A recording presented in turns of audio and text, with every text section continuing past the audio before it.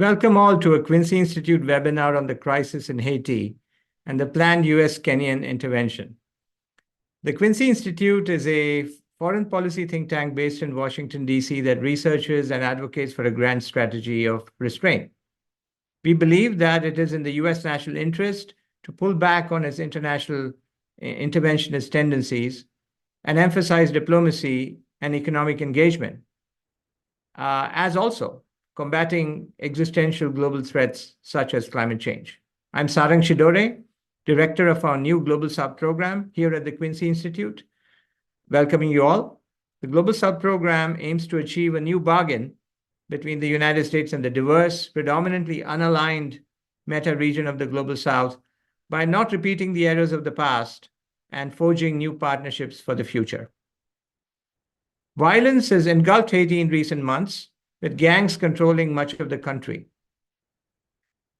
In response, Washington is supporting a Kenyan-led armed intervention in Haiti, which comes in the backdrop of largely failed international interventions of the past.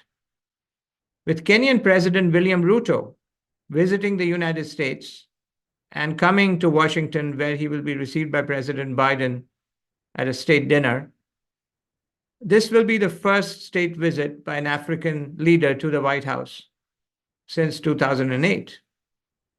What are the benefits and risks of the U.S. Kenya security relationship? Will this new intervention succeed where others have largely failed? And more generally, how should the U.S. respond to instability in failed and failing states? To discuss all this and more, I'm joined by three excellent panelists today. First off is Samar Al-Bulushi, who is a non-resident fellow here at the Quincy Institute and assistant professor of anthropology at the University of California, Irvine.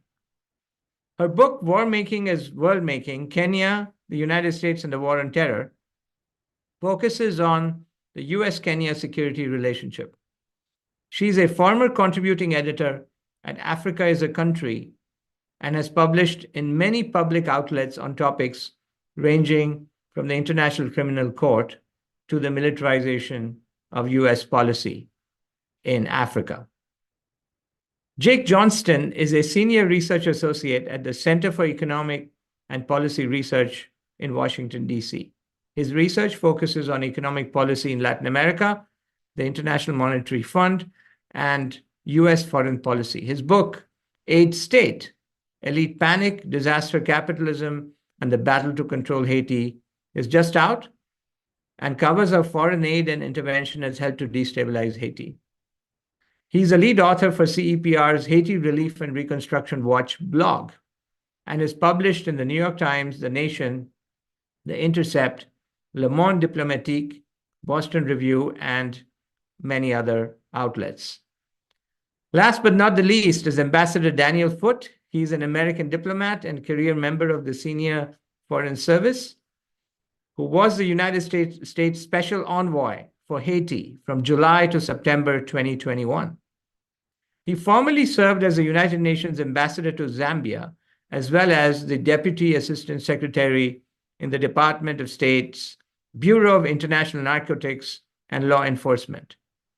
Foote also served as the coordinating director at the U.S. Embassy in Kabul, managing all U.S. civilian foreign assistance and law enforcement activities in Afghanistan. Welcome to all, and I'm going to start out with you, Ambassador Foote, and try to first maybe outline what's happening at this time in Haiti, because we are getting a lot of reports, some of them quite dire, in terms of the law and order situation in Haiti, the fact that the gangs have control many parts of the country, apparently have broken into a jail, released many inmates recently. So what is the situation like in Haiti at the moment? Are we in a situation where the gangs are truly in charge of the country, or are we in a situation where it's a sort of a mixed bag where gangs control parts of it? And who's providing governance in the country at the moment? Nobody, Sarang. Thank you very much, and good afternoon. Haiti was a failed state, has been a failed state just about since the assassination of President Jovenel Moise almost 3 years ago. And in that time, the gangs have gathered increasing power, increasing weaponry. There's an article in the New York Times today about how they have modern military-grade rifles from Belgium, one of these gangs, and they have a voice at the table. They are in charge of large swaths of Port-au-Prince and major choke points throughout the country. Nobody's in charge of the rest of it, frankly. And by enabling the gangs to get stronger at this point, any path forward is going to have to take the gangs into account. And what you're seeing now, the people are having difficulty getting food. Hospitals can't get diesel to run their generators, so they have medicines, blood, everything they need. So the healthcare system is largely collapsed. Education system collapsed long ago. The police are valiant, but they're way, way overmatched by the gangs, and they have no leadership. And frankly, they're not in a position to do anything. And at this point, we think the Kenyans will be coming in imminently to lead a multinational security support mission in Haiti under the auspices of the United Nations. Sounds like a very dire situation indeed. Jake Johnston, if you want to add something to what Ambassador Foote said, but also tell us how we got here, sort of starting from the more recent developments in Haiti. How did we end up in such a difficult and dire state? I believe you're muted, Jake. Sorry about that. Yeah, thanks for having me, and I appreciate the comments from Ambassador Foote. You know, I would use a slightly different term, right? Rather than a failed state, you know, I use the term an aid state, because I think, you know, the connotation, the implications of the term failed state, you know, perpetuates this idea that foreign intervention has to happen, that Haiti can't govern itself, right? And I think the reality is that the international community, the United States, the UN, and others have played a tremendous role in destabilizing Haiti, in collapsing that state, right? And so the state that is collapsing is a state that was not built to actually provide for the Haitian people, right? And that's, in so many ways, is the root cause of the violence and the insecurity and the instability that we see today, right? This is the most unequal country in the hemisphere, one of the most unequal countries in the world, where a small group of elite control the economy, control the political environment, and have done so for a very long time. That status quo is not sustainable. It will continue to generate these bouts of instability time and time again. And the way to stop that and perpetuate that system is through intervention, right? Is through force. And so this is the pattern that we've seen repeatedly throughout history. And I think, you know, unfortunately, it's the pattern that we see continuing today in many ways. I'm going to bring in Samar Al-Bulushi into the conversation from the East African side, specifically from the Kenyan side. As we just mentioned, Kenyan President Ruto is in town, and Kenya is going to be the lead actor in this planned intervention in Haiti. So Samar, the Haiti deployment is not a unifying issue, is it, in Kenya? There are divisions at home. There's been a court challenge. There's been opposition criticism. So why is President Ruto pushing so hard for this mission, despite the domestic divisions that are visible on the issue? And how is he defining Kenyan interests in all of this? Thanks for that question, Sarang, and thanks for the opportunity to be here with you all. So I think that both the visit itself by President Ruto to Washington this week and the fact that Kenya will be leading this multinational support mission to Haiti represents the culmination of years of time and energy that the Kenyan government has put in to two things. One, cultivating a very strong security partnership with the United States, and that extends back over the last 20 years plus, We could go even back as early as 1998 in the aftermath of the Al-Qaeda attacks in Nairobi and Dar es Salaam, when the U.S. then sought out Kenya as a key security ally. And more recently, the Uhuru Kenyatta administration, Ruto's predecessor, was, I think, very discerning in seeing that Kenya has an opportunity to present itself as a leader on the global stage on questions of security. Now, we saw that in the years after Kenya decided to invade Somalia and to take up what some would describe as a leadership role in Somalia. And we've seen that in the form of a lot of funds that have been spent to cultivate a very positive image of the Kenyan security forces specifically. And this they've had to do in part because of negative coverage of the Kenyan military's role in Somalia. They were known to be active and actually colluding with the Somali militant group Al-Shabaab. And as a result, the Kenyan government has expended considerable time and funds to promote the Kenyan military's image and to clean up its image, you could say. Now, as far as the Haiti deployment is concerned, I'm glad that you mentioned the fact that there has been considerable opposition within Kenya itself, because that matters when it comes to talk about the Kenya-US relationship being one between democratic partners, right? I think we're going to see a lot of invocation of the language of democracy in relation to these two governments. And this is how one of the ways in which Kenya distinguishes itself on the global stage, by presenting itself as a democracy. But when you account for the fact that there has been considerable opposition, which the Kenyan government has effectively discounted, right? There was zero public consultation about the decision to lead this mission to Haiti. And I think a lot of Kenyans are frustrated about that fact. And these are voices that should be taken seriously, precisely because Kenyans have their own concerns at this stage, right? Kenya itself is facing many of its own problems.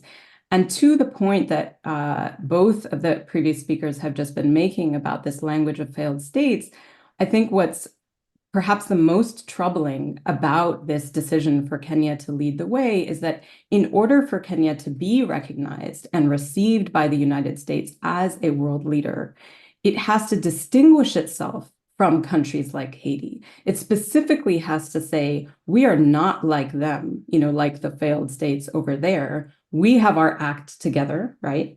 And in distinguishing themselves, they are creating divisions between the very people who they claim to be in solidarity with. So at the same time, we've seen invocations of Pan-African solidarity to suggest that these are not colonizers who are coming in, but instead people who are in solidarity with the Haitians, that they relate to the challenges that they face. And yet there's an inherent contradiction that is built in to the very intervention, right? And the invocations of Pan-African solidarity function effectively to mask the forms of power that are at work in this intervention. Democratic partnership and going in as democracies into a state that is failed or an aid state, depending on how we define it. This kind of language, of course, we have heard before. Ambassador Foote, you were special envoy to Haiti in 2021, and you've been observing the diplomatic scenario quite closely. Do you see any scenario in which foreign intervention would be a good thing or would be justifiable? Would you also see a scenario, any scenario, in which U.S. troops being inserted into Haiti, as they have before, would actually help? Can you tell us as to, are there any positive scenarios in your mind here on these interventions? So I have been theoretically opposed to any intervention and 100% opposed to any political intervention since I was in Haiti 12 years ago when I lived there as the #2 at the embassy. At this point, because the US, the UN, and the other donor countries in Haiti have let the gangs get so strong and let the situation erode to such a level, they need a security intervention of some sort. The Haitian National Police is decimated. When I was there, I left in 2012. That's when I completed my tour in Haiti. At that point, the Haitian National Police, in my opinion, was significantly stronger than the Kenyan National Police and was the most respected institution in the country. Since 2012, when the current party in charge under President Michel Martelly started using the police as a political tool, the police has kind of come undone. Under Jovenel Moise, he installed gang members as political appointees into police leadership.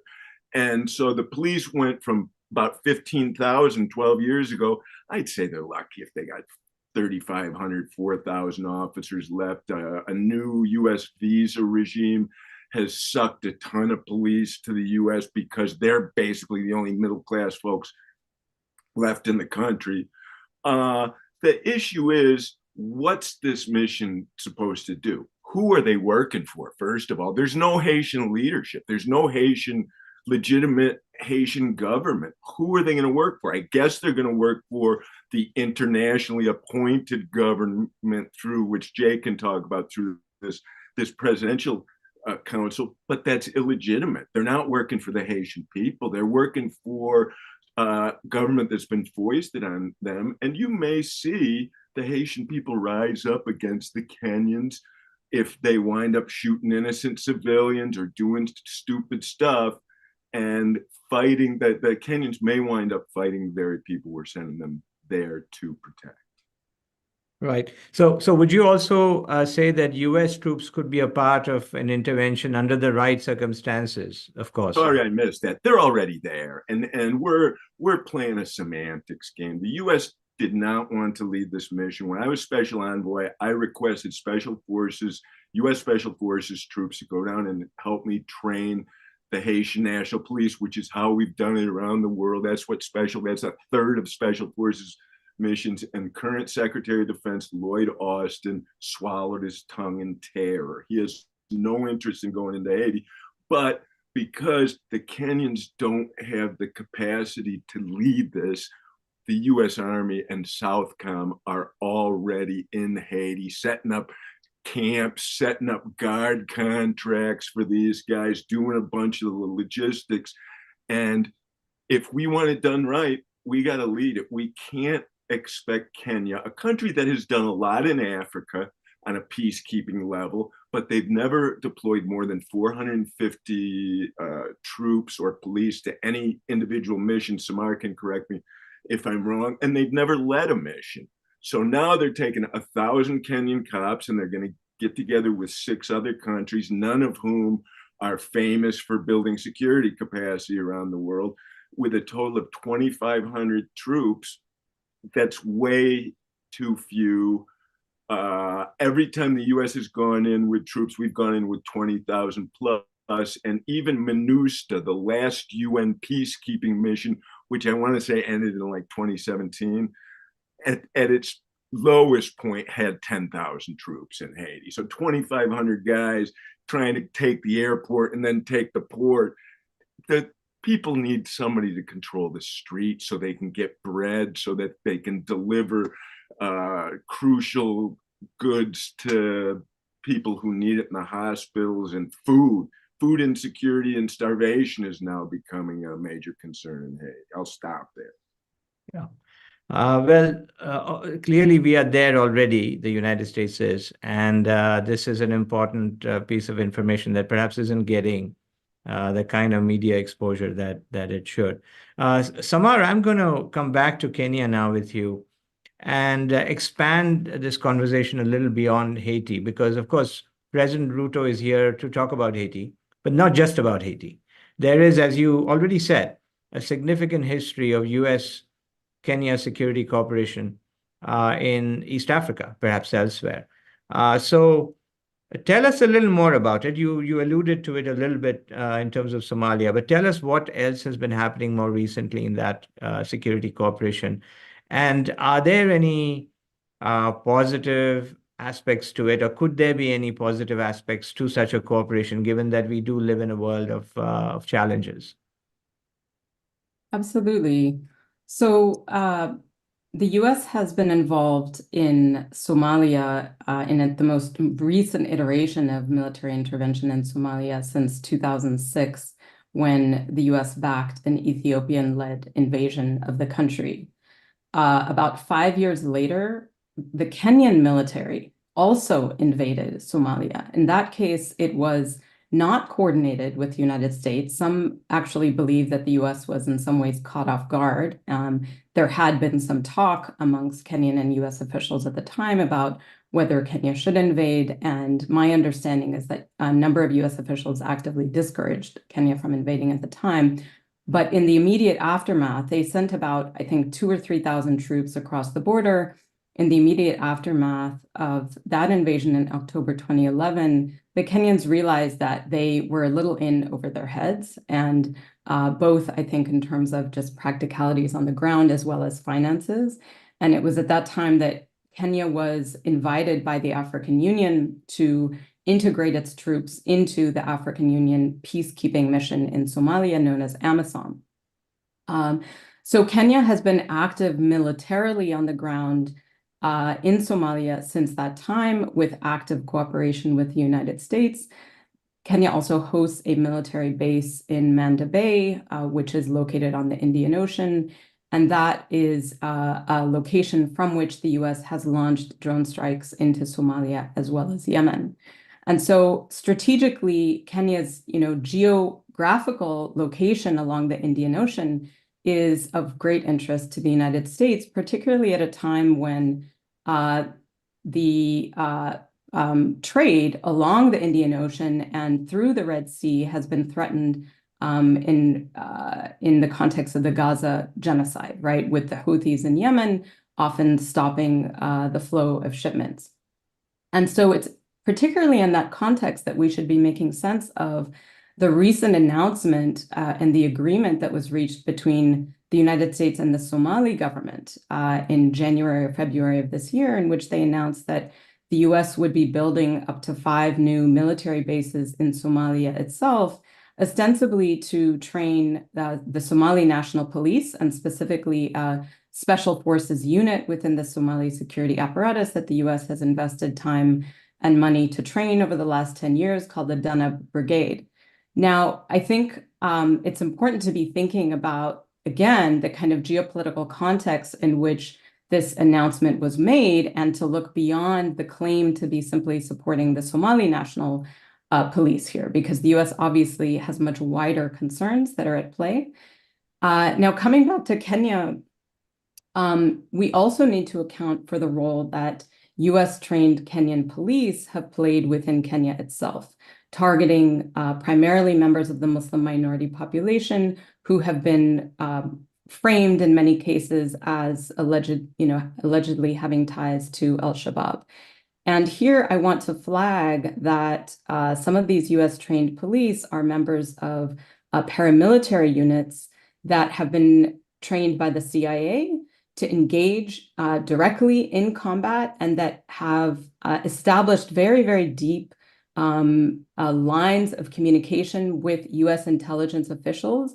And I think we can expect, generally speaking, that the police that are deployed to Haiti, the Kenyan police deployed to Haiti, may by and large be, kind of average police who are not necessarily equipped to handle this kind of scenario.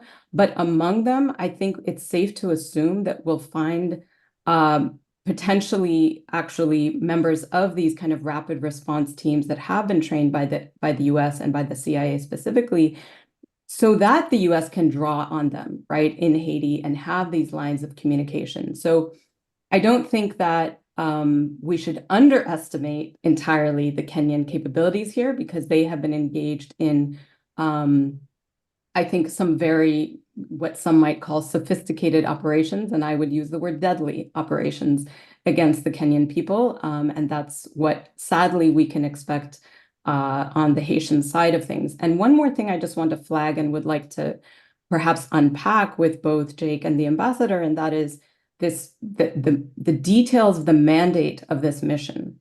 Because to my understanding, there is nothing within the mandate that calls for the explicit protection of Haitian civilians. And here we see a parallel, potential parallel, if that's the case, with the Somalia mission, where similarly, the mandate was not to protect Somali civilians. The mandate was to protect the externally imposed government. Ambassador Foote, Jake, do you want to come in? I just want to weigh in for 1 second. I believe Samar was alluding to, when talking about these sophisticated paramilitary police units, accusations of atrocities carried out by these guys. Is that correct, Samar? That's right. Thanks. Do either of you want to sort of help Samar unpack this in terms of, Samar, is that a mandate?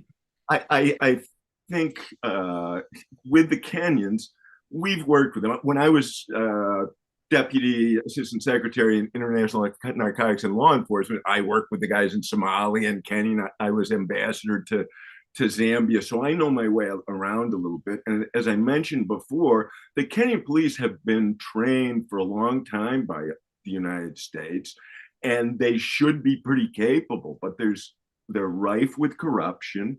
There have been accusations of massacres and false positives where they kill people and put a gun in their hand and stuff. So they're not an elite police force, despite the fact they'll have some of these commandos in there going in to teach other countries what to do. They are a country struggling with their own security problems, and they're going to another country where they don't even speak the language. Yeah, and I think you raise another key issue, which is just the lack of clarity and information that not only do we have out externally, but that Haitians have over what's happening, right? I mean, they've been watching U.S. military planes, land by the half dozen every day for the last couple of weeks, with no real idea even what's inside of them, right? So we can talk about this MSS and Kenyans coming, but the reality is that nobody seems to be able to explain what their actual mission is, what the chain of command is, what the rules of engagement are. Are they going to be taking orders from the Haitian police, or are they going to be giving orders to the Haitian police? Are they going to be under the oversight of the UN, of the US, of Kenya, of some other multinational composition of countries? We don't know these things. It doesn't seem like there's any clear plan. And this gets into the question, why are they arriving this week in Haiti? The situation has been dire. We've been talking about this intervention as imminent for a year and a half. They're arriving this week because Kenyan President Ruto is arriving in DC. That has nothing to do with what's happening in Haiti. That's about domestic and international geopolitical interests of Kenya and the US. And, this is exactly what we're talking about, where these interventions get hijacked by interests that are not Haitian interests or the names of the population in any country that they're being undertaken under, right? And so obviously there's a huge concern about civilian harm, but also about what the long-term implications of this are, right? As I was describing earlier, what we've often seen are these interventions that basically provide cover for the continuation of a political status quo.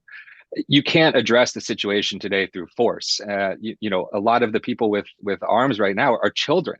What is the plan to deal with that? Did the Kenyans have one? Does the US have one? Does the Haitian government have one? And now we have this new transitional government that's been set up, with the support of the international community, ostensibly to lead this and support this mission. In fact, the US and others preconditioned participation in the council on accepting the deployment of the Kenyan troops, right? They didn't even have an opportunity to say no, despite many of the groups participating in the council having a long track record of advocating against exactly this kind of an intervention. And so now we're in a situation where it's happening.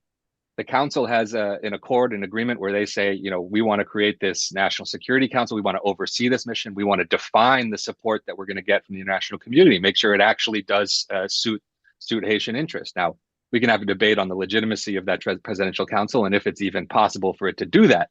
But putting all that aside, it doesn't appear that the international community, the US and Kenya, are even working with this presidential council at this point, right? Because it's not functional. And yet the MSS is about to deploy and begin operations apparently this week. So we have a lot of these just hypocrisies and contradictions. One of which is, we talk about the Haitian police. There could have been a lot more done to strengthen the Haitian police a long time ago and continuing, right? And we say, we can't do that because of this issue of corruption, because of this or that. And yet the MSS is entirely framed as a mission to support the police. So is that corruption not relevant for the MSS only if we're actually directly giving them support? It makes no sense, right? If that's an issue, it's an issue on both sides of the coin. Yeah. Well, I want to tell the audience at this point that please keep putting in your questions. Some of you already have, but if you haven't, put in your questions on the Q&A box, and we will get to them. Samar, on the U.S. Kenya, I'll just weigh in on one other point, well outside security in many ways, which is climate change. Kenya is a major partner of the United States on the climate conversation. President Ruto has spoken quite a bit on it. And if we come to Haiti, it is one of the vulnerable countries when it comes to climate change. As sea levels rise and as the world gets warmer, Haiti can expect to see from storms and other phenomena a more challenging natural environment. So clearly there are interests here that even going into the security domain that perhaps the U.S., Kenya, and Haiti could work on that could be productive, and indeed the entire Caribbean. But just to stay with you, Samar, there was a reference to the UN missions, and indeed there has been a history of that. Rose Silvestri asked this question about what lessons can be drawn from the previous UN intervention in Haiti. But I really want to sort of talk not about Haiti with you so much right now. I'll get the others to weigh in on that, but more broadly on the UN in terms of the legitimacy of the UN. We have seen Kenya as a major partner of the US in this. There is a UNSC resolution. There have been other actions of the United States in Africa. How is the UN and the UNSC seen in Kenya and the region? What legitimacy does it have when it passes resolutions with 15 countries in the council at any one time? And then there are actions taken as a follow-up as a result of that. Okay. I think I'll start with the kind of shift that we've seen at the UN when it comes to militarized interventionism specifically. And I think it roughly correlates with the rise of the doctrine of the responsibility to protect, where you saw a shift away from an understanding of military intervention as something that's explicitly political to an understanding of intervention that has moral and ethical connotations, right? In the sense that now we have this understanding amongst ourselves as the so-called civilized members of the world order that it is our obligation to intervene in the affairs of other states to save, to protect, et cetera, the vulnerable, the victims. And within Africa specifically, there was a really notable change in the sense that members of the Organization of African Unity, which predated the African Union, were very adamant about the principle of non-intervention. For many years after colonialism ended, there was this commitment to sovereignty and to non-intervention. And that suddenly changed in the 1990s, very soon after the Rwandan genocide, right, where there was considerable guilt around the failure to respond and to intervene. And again, this coincided with the rise of the doctrine of responsibility to protect. So generally speaking, within African countries and with the emergence of the African Union, there's been more of an embrace and a positive association with ideas of intervening in the name of saving and protecting. Now, the UN at the same time in this context, has abandoned its more traditional approach to what has been called peacekeeping and has embraced what is now more often referred to as peace enforcement, right? And in adopting this enforcement angle, we're seeing much more violent solutions that are being put in place. And it's in this context that UN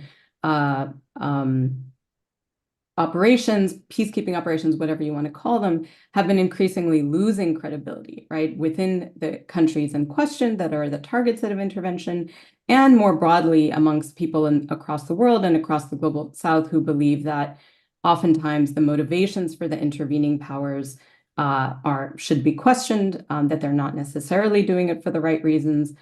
And so it's in that context that you've seen a growing delegitimacy. The second element is the human rights abuses that have come with these interventions and the lack of accountability. So coming back to Jake's questions about lines of authority and lines of accountability, I think this Haitian mission represents a very clear crisis of legitimacy of the UN system, in the sense that they are now actively trying to avoid enmeshing themselves, embroiling themselves in another case where they're going to, the finger is going to be pointed at them. Everybody's going to be asking, how are you going to hold these troops accountable? And instead, now that's being, funneled to the Kenyan government, which will suddenly be tasked with dealing with these kinds of cases, right? And I think it's very, very unlikely, given that Kenya doesn't have the kind of infrastructure that the UN has, nor should it feel accountable in the same way that an international body should feel accountable. It's very unlikely that we'll see concrete efforts to hold them accountable. Yeah. On the same question of the UN and legitimacy, Ambassador Foote, you have been a diplomat for many years in the U.S. Foreign Service. The last major intervention that occurred, that was MINUSTA, had a very bad record. There's been plenty written about, and Jake has written about this as well, quite eloquently, about the abuse that occurred, the sexual abuse that occurred, the epidemics that were introduced by the UN peacekeepers who came from multiple countries.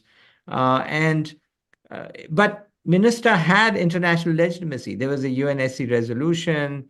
They were wearing blue helmets. There was a multinational force. There was a debate around it at the UN. And this intervention, arguably, although not with blue helmets on, also has international legitimacy in the sense that there's a UNSC resolution, 13 votes with 2 abstentions. There's CARICOM support, which I believe the last time the MINUSTA did not have CARICOM support, at least in the beginning. There are again multinational troops. So some may say that, hey, there's all this international legitimacy here. Those who supported international law should be happy, but yet something has gone wrong, hasn't it? And what's the problem? It sure has. The U.S. has choreographed all of this, obviously. The United States had no interest in enabling the Haitians to reach their own political consensus and find a political foundation upon which they can move forward with that sovereign Haitian government. The U.S. has no interest in that. So they have held the ruling party in place, and now they convinced CARICOM to let the U.S. put its hand in the CARICOM glove, choose 9 people who will then choose the new government for Haiti. It's not legitimate internationally, and it couldn't be less legitimate in Haiti, given the introduction of cholera by the UN, the fact that they really didn't make it better. And under President Moise, it kept getting worse. And the UN was his biggest, staunchest supporter. Same with Ariel Henry, the recently stepped down de facto prime minister. Totally illegitimate. And the Haitians are not going to accept this, I don't believe. And the gangs are waiting for them. So international legitimacy is not enough. There has to be a domestic process that is in many ways rooted in multiple actors in the region. Representation. There's almost 12 million Haitians in Haiti. We can't choose 9 of them and say, oh, that's a Haitian-led process. That's ridiculous. Right. Jake Johnston, you have written a book on the drivers that have created domestic challenges in Haiti. You call it the aid industrial complex, foreign aid as a means to, in many ways, destabilize Haiti. There's also a question we have from John Steinmeier, who wants to know about the rich elites of Haiti that have played a role. So combining these 2 themes, let's stay with this domestic question for a moment and also bring in the fact that we do have, as you mentioned earlier, civil society process, the Montana Group. There's a proposal, a Montana Accord. How does foreign aid and the civil society groups here mesh in where Haiti is at the moment? How has foreign aid contributed, and how has civil society played a constructive role in perhaps creating a better domestic process of consensus? Yeah, we talk about interventions, and we're talking about this intervention now and previous interventions, like these discrete events in time, right? The reality is persistent, it is constant, it has been ongoing. right? It's happening every single day. There remains today a UN political mission that is extraordinarily politically influential, that came after the 2004 coup and has been there ever since. And foreign aid is another way. This is another form of intervention, right? Whether it's explicit or not. And it's really not about the success or failures of individual projects. It's about the broader system that it ends up perpetuating, controlling, consolidating, and those dynamics. And so this plays very much into the role of the elite. We can talk about undermining the elite, not working through the elite, sanctioning the elite. But when the international community needs to do something in Haiti, they're working with the elite, right?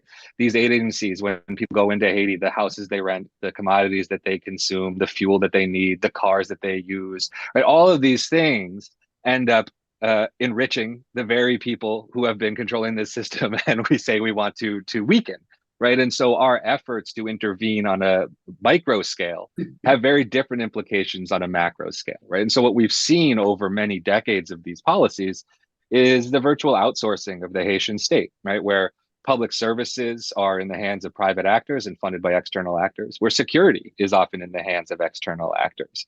And not only is that inefficient, does it undermine, state capacity, local capacity, but it also it severs the link between the population and its state. And this is the dynamic that has existed in Haiti for a long, long time. I think in many ways, sort of going back to the post-revolutionary period and the creation of the Haitian state. And this is what I mean by the inherently unsustainable status quo that we continue to perpetuate unless that is changed. And I think that's obviously where the organizing in Haiti, where the civil society groups in Haiti have been advocating and organizing and trying to come up with an alternative and advocate for that. And unfortunately, right, those efforts are often undermined by this external support, even if it's framed in a way that we want to support Haitian voices, we want to build up local civil society. That's not what happens in practice, right? So US aid money goes to US companies.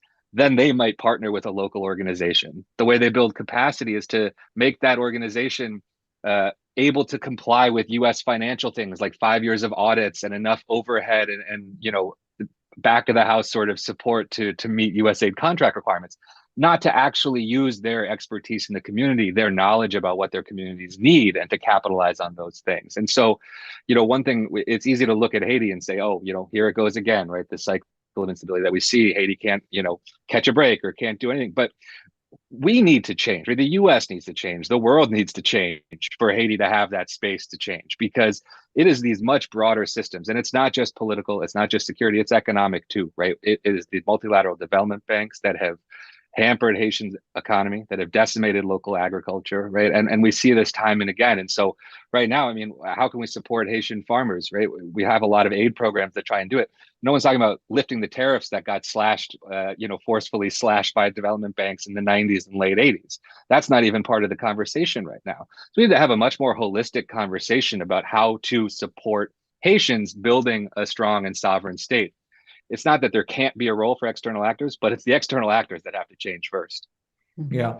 So you make a very eloquent case on foreign aid's toxic influences on Haiti, but you're not making a general case against foreign aid, are you? Because we do have examples, for example, in Bangladesh, where U.S. AID and other actors have actually been fairly constructive in dealing with issues like natural disasters, helping the state, which made the biggest contributions. But nevertheless, the U.S. played a positive role.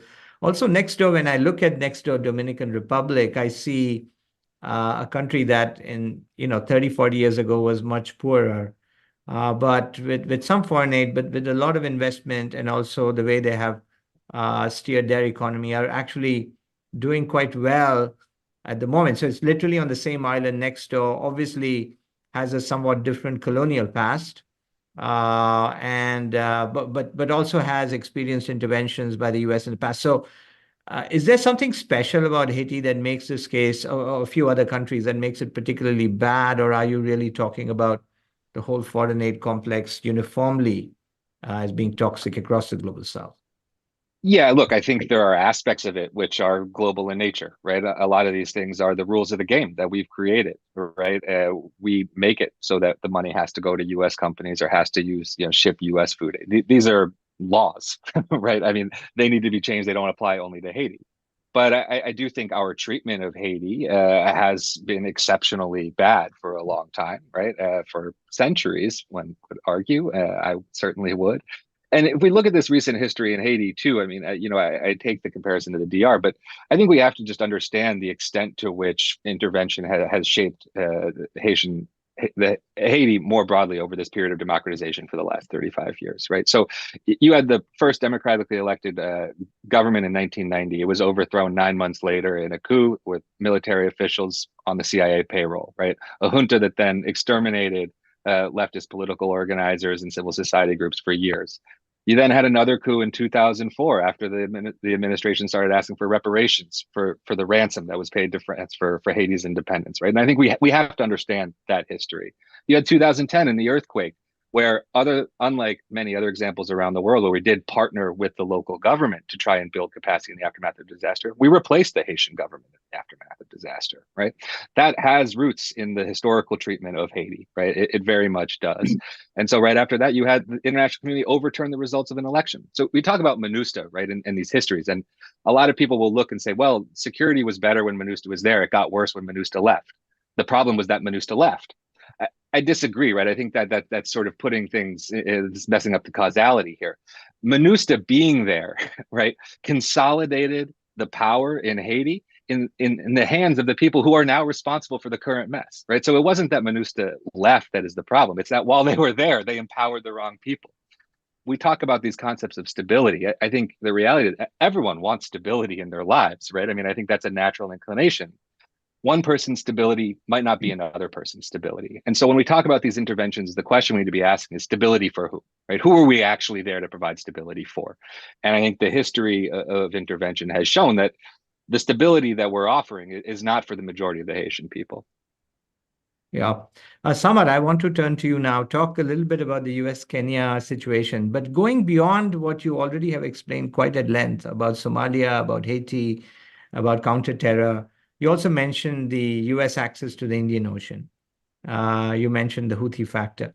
Clearly, Kenya-U.S. partnership is, in some sense, trans-regional. There are factors here related to the broader U.S.-Africa relationship, in which in Washington we mostly hear about the role of China and Russia, that China and Russia have emerged as major players.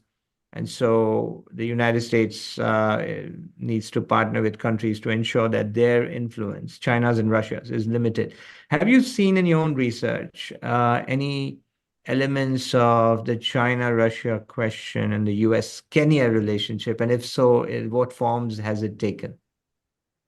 Sure. So I want to just briefly add on to some of what Jake was talking about, and then I'll get to your question, and please hold me to it. I don't want to forget the questions you posed. Just to Jake's point, I think there is a risk in conversations about places like Haiti and Somalia that we pathologize those countries as somehow uniquely failed, as somehow uniquely problematic. And what we risk overlooking are the commonalities that are shared across the board. And so this is to Jake's point about a broader structure of power that is at play that, broadly speaking, favors the needs and interests of the political elites and does very little to address the needs and the interests of the average person. And in this sense, we can see very clear commonalities between Kenya and Haiti. Despite the attempt by the Kenyan government to position itself as somehow better than and more democratic than and more peaceful than Haiti, we can find so many commonalities on the ground, with the most recent news item being 300,000 people, almost 300,000 people displaced by floods in Kenya in recent months. So also to your point, Sarang, earlier about climate change, also as a universal issue that countries are confronting, that is what is concerning the average Kenyan citizen today, right? Where are those people going to live? How are they going to get their food with rising prices of food, with rising prices of fuel?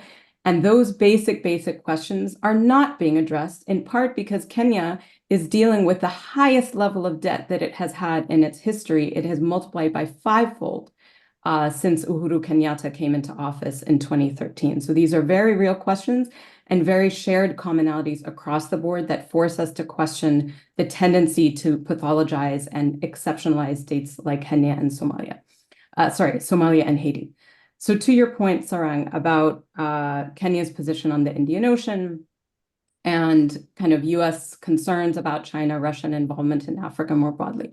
Kenya is unique in the sense that it has been very clear about positioning itself as a staunch U.S. ally, and we saw that in the case of the UN General Assembly vote, where many African states chose to abstain rather than condemn Russia when it invaded Ukraine.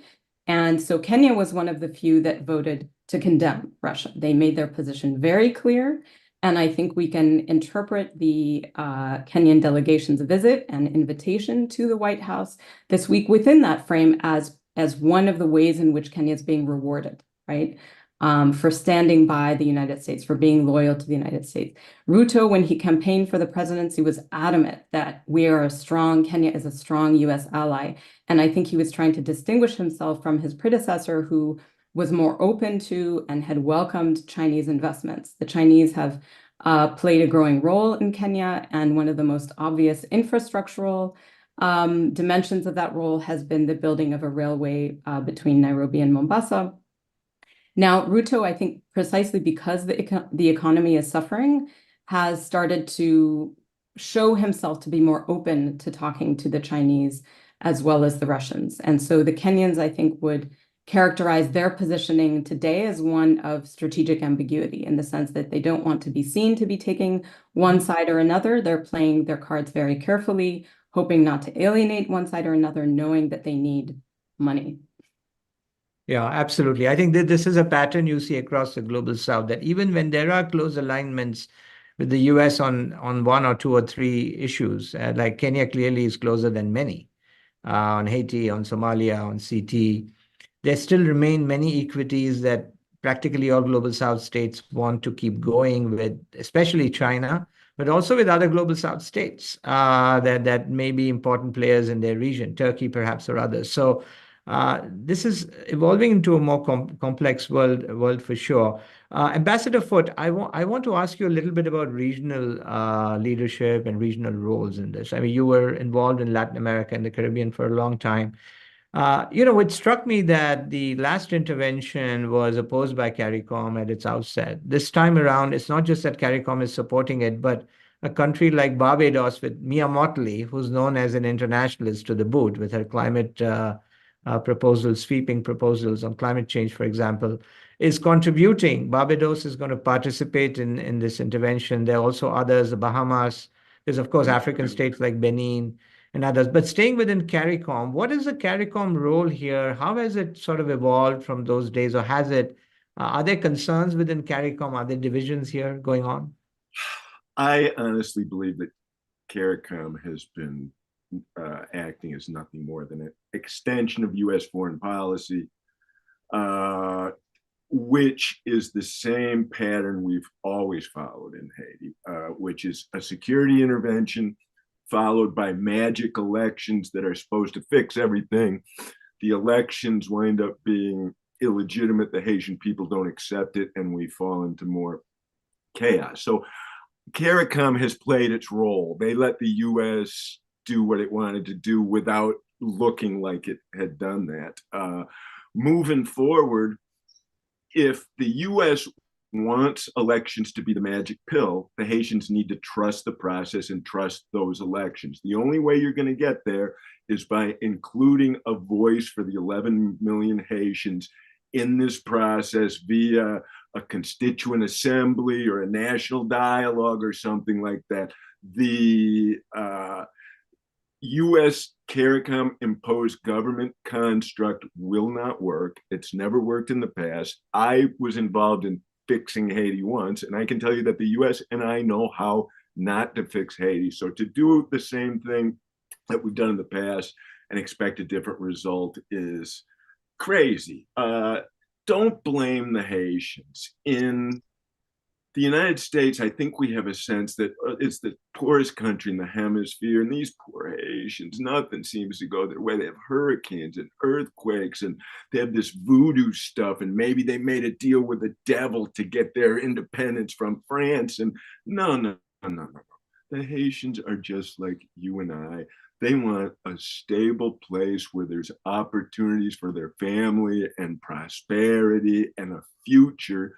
And by choosing compliant but corrupt Haitian leaders who answer only to the United States and the international community and not the Haitian people, we are responsible for Haiti's current situation. And the international community needs to provide resources, but more importantly, they need to provide the space for a Haitian political solution, not go in, this is your temporary government, hold elections.